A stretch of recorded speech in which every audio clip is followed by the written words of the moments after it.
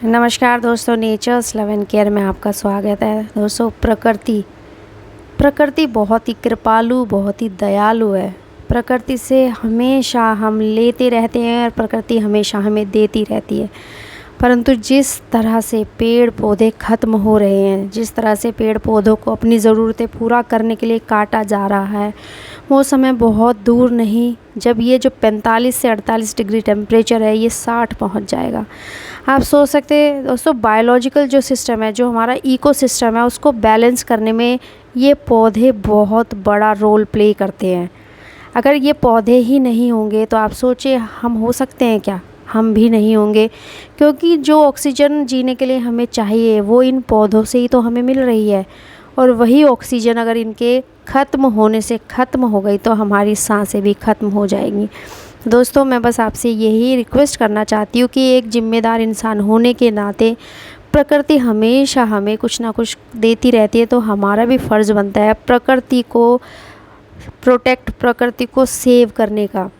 मेरी यही गुजारिश है आपसे, आपको जहाँ भी स्पेस मिले, आपकी छत पर, आपके आसपास, आपकी बालकनी में, आपके पार्क में, आपके स्ट्रीट के आसपास, कहीं भी कोशिश कीजिए कि एक पौधा कम से कम साल में 6 महीने में, आप बच्चे के बर्थडे पे, अपनी मैरिज एनिवर्सरी पे, कोई अच्छा काम हुआ इस पर एक पौधा ज़रूर लगाए।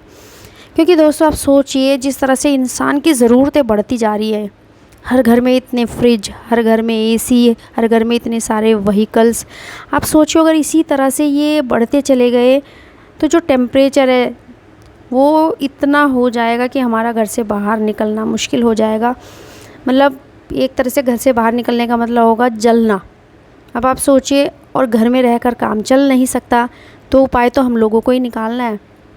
हम लोग फ्रिज यूज़ करते हैं, एसी यूज़ करते हैं, जिसमें से कि आप सोचिए हाइड्रोफ्लोरोकार्बन्स निकलते हैं जो ओजोन लेयर को बहुत बुरी तरह से इफ़ेक्ट करते हैं।